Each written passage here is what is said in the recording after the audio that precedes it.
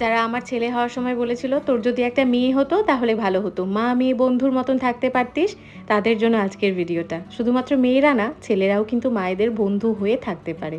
দেখো পুরো ব্লগটা, আশা করছি ভালো লাগবে।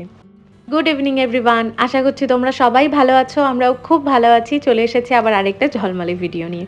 জানো তো, আজকে হঠাৎ করেই সন্ধেবেলায় ঠাকুমার কথা ভীষণ মনে পড়ছিল। ঠাকুমা ছোটবেলায় বলতো, জানিস বনু, যখন তোর বাবা কাকারা মোটামুটি ছোট, তখন একবার আমি হসপিটালে ভর্তি হয়েছিলাম। কিন্তু কেউ বাড়ি ঘর দেখে বুঝতে পারতো না যে আমাদের বাড়িতে কোনো মেয়ে নেই, মানে আমার বাবা কাকাদের কোনো বোন নেই। এত টিপটাপ করে সুন্দর করে গুছিয়ে রাখতে পারতো বাবা কাকারা পুরো বাড়িটা। এখনও তাই, বাবা কাকাদের দেখেই শিখেছি ঘর দুয়ার কত সুন্দর করে গুছিয়ে রাখতে হয়। আর এই বিছানা গোছানোর স্বভাবটা, এটা পুরোপুরি বাবাকে দেখেই শেখা। তবে আমি যেমন আমার বাবাকে দেখেই বিছানা টান টান করে গুছানো শিখেছি, মানে আমার এই স্বভাবটা বাবার থেকে পাওয়া, আর আমার থেকে হয়তো কৃষুবাবু পাচ্ছে। এই যে দেখো, আমার বিছানা গুছানোর সময় কত সুন্দর সাহায্য করছে। কৃষু যখন হয়েছিল তখন কয়েকজন আমাকে বলেছিল, তোর যদি একটা মেয়ে হতো খুব ভালো হতো, সারাদিন একা একা থাকিস, তাহলে মেয়ে থাকলে সারাদিন গল্প করে কেটে যেত, মা মেয়ে বন্ধুর মতন থাকতে পারতিস।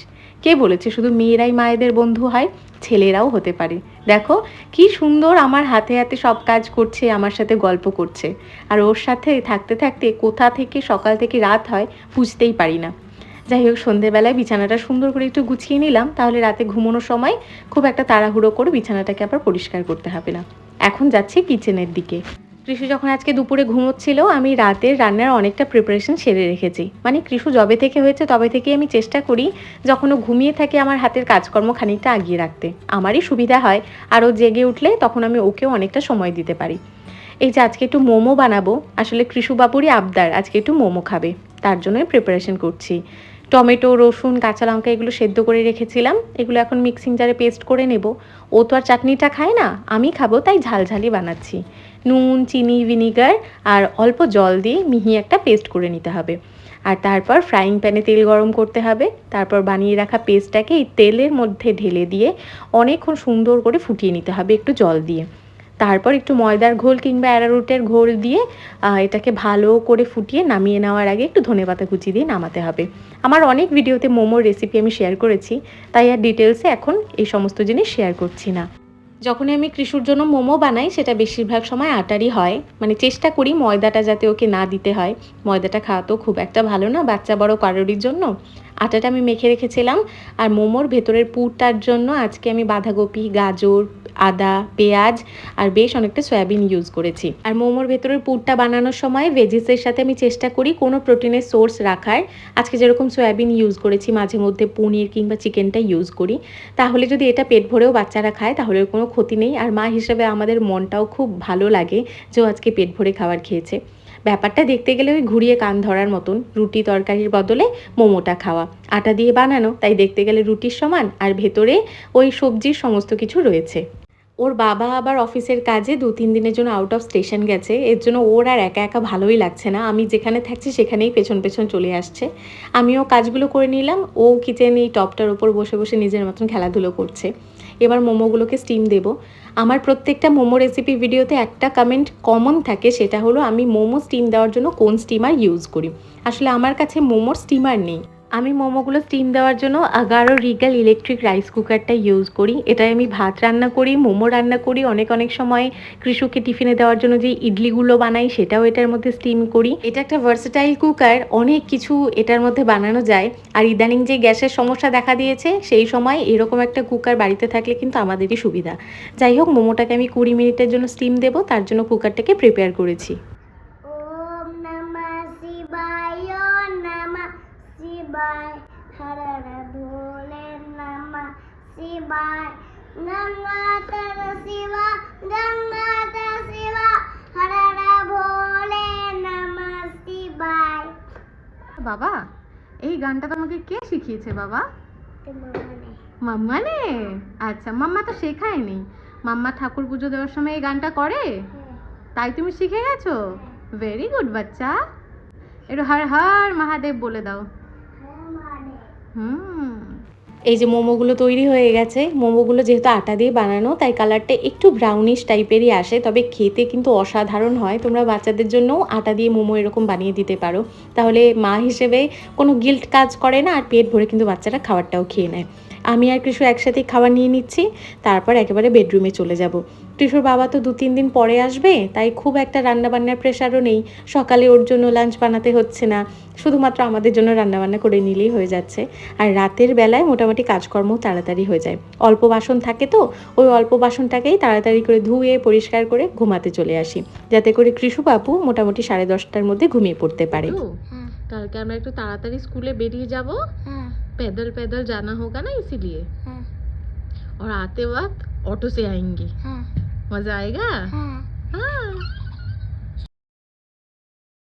সকালবেলা চলে এসেছি কিচেনে, এর মধ্যে আমার অনেকগুলো কাজকর্ম হয়ে গেছে। আর যেহেতু আমি মানে প্রত্যেক দিন রাতেই কিচেনটা পুরো পরিষ্কার করে ঘুমোই, তাই সকালবেলা কোনো কিছু রান্না করতে আমার খুব একটা তাড়াহুড়ো হয় না। আজকে যেরকম কৃষুর টিফিনে একটু ডালিয়ার ইডলি দেবো, তো ডালিয়াটা আমি 1 কাপ মতন নিয়েছি। এটাকে একটু শুকনো কড়াইতে ওই 2 থেকে 3 মিনিট মতন হালকা ভেজে নামিয়ে নিচ্ছি। এই ডালিয়ার ইডলিটা আবার কৃষু খুব পছন্দ করে, কিন্তু যদি ডালিয়া ওই খিচুড়ি বানিয়ে দেওয়া হয় সেটা একদম খেতে চায় না, তাই ওকে ডালিয়া খাওয়ানোর জন্য আমি বেশিরভাগ সময় এইভাবেই ইডলিটা বানাই। মোটামুটি এটা ড্রাই রোস্ট করে মিক্সিং জারে হালকা ঘুরিয়ে নেব। খুব যে মিহি করে পেস্ট করে নিতে হবে বা মিহি করে গুঁড়ো করে নিতে হবে তা কিন্তু না।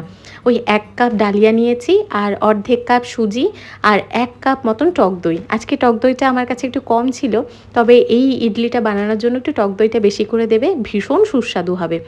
এবার প্রথমে 1 কাপ জলের মধ্যে দিচ্ছি পরিমাণ মতো নুন আর অল্প একটু পরিমাণে বেকিং সোডা। আর এবার বেকিং সোডাটাকে দিয়ে সব কিছু একসাথে ভালো করে মিক্স করে নেব। আমি প্রথমেই বেশি জল দিইনি, 1 কাপ মতন জল দিয়েছি।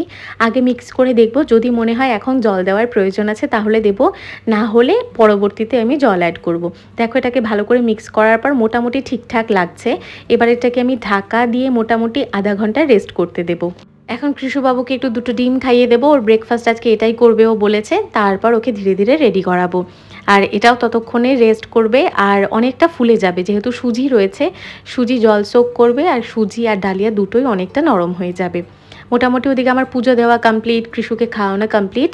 এবার আমি ছোট ছোট কয়েকটা বাটি নিয়েছি, বাটিতে অল্প একটু ঘি গ্রিজ করে নিচ্ছি। এরপর এটাকে স্টিম দেবো। ওই যে বলে না, একজন মায়ের যদি রুটিন ঠিক থাকে তাহলে বাচ্চার রুটিনও অটোমেটিক্যালি ঠিক হয়। এই জিনিসটা আমি ধীরে ধীরে অনেকটা রিয়েলাইজ করেছি। এই যে রাতের বেলা আমি কিচেনটা পরিষ্কার করে ঘুমোই, এতে করে সকালবেলা আমার খুব একটা তাড়াহুড়ো থাকে না।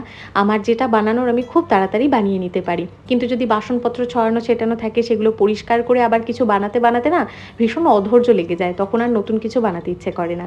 তাই একজন মায়ের রুটিন ঠিক হওয়া কিন্তু ভীষণ জরুরি একটা বাচ্চার রুটিন ঠিক করার জন্য। মোটামুটি সুজিটা না জল সোক করে নিয়েছিল, তাই পরে আমি অর্ধেক কাপ আরেকটু জল অ্যাড করে ভালো করে মিক্স করে নিচ্ছি। মোটামুটি ইডলির ব্যাটারের মতন দেখতে হয়েছে।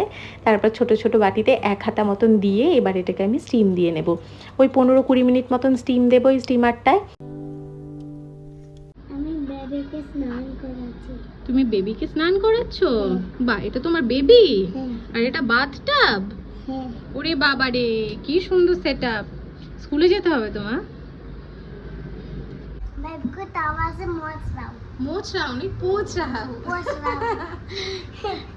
আজকে কৃষুবাবুর টিফিনে একটু আম কেটে দিয়েছি। কালকে রাতেই আমার সাথে বাজারে গিয়ে নিজে হাতে আম কিনে এনেছে, তো সেই আমটাই দিয়েছি। তাছাড়াও আজকে ওদের স্কুলে ম্যাঙ্গো ডে সেলিব্রেশন হবে, তাই আম যদি দেওয়া যেতে পারে তাহলে প্যারেন্টসরা আজকে টিফিন বক্সে আম দিতে পারে। তো আম আমি আজকে দিয়েছি একটু চাটনি আর তার সাথে ইডলি। এই যে দেখো, একটা স্টিক মতন আমি ইডলির ভেতরে একটু ঢুকিয়ে দেখে নিলাম যে ইডলিটা পুরোপুরি তৈরি হয়েছে কিনা। একদম ভীষণ সুন্দরভাবে তৈরি হয়েছে, আর দেখতেও দেখো ভীষণ সুন্দর লাগছে, ভীষণ নরম হয় আর খেতেও ভীষণ ভালো লাগে। ওই যে বললাম, টক দইটা একটু বেশি পরিমাণে দেবে। চাইলে এই ব্যাটারটা বানানোর সময় একটুখানি পেঁয়াজ কুচি, একটু আদা কুচি, ধনেপাতা কুচি দেওয়া যায়, কিন্তু কৃষু তো খায় না তাই আমি দিইনি। আর তাছাড়াও এটার উপর একটু তড়কা দেওয়া যায়, একটু ঘি গরম করে কারি পাতা, একটুখানি পরিমাণে সর্ষে, একটু হিং ফোড়নে দিয়ে এটার উপর দিয়ে মিক্স করে দেবে, তাহলেও খেতে ভালো হয়। তবে কৃষু একদম সিম্পলটাই খায়, তাই আমি সিম্পলটাই বানিয়েছি। আজকে কৃষুবাবুর টিফিনে এটাই দিলাম, আর ব্লগটা এখানে শেষ করছি। যদি কিছু ভালো লাগে অবশ্যই কমেন্ট করে জানাতে ভুলবে না।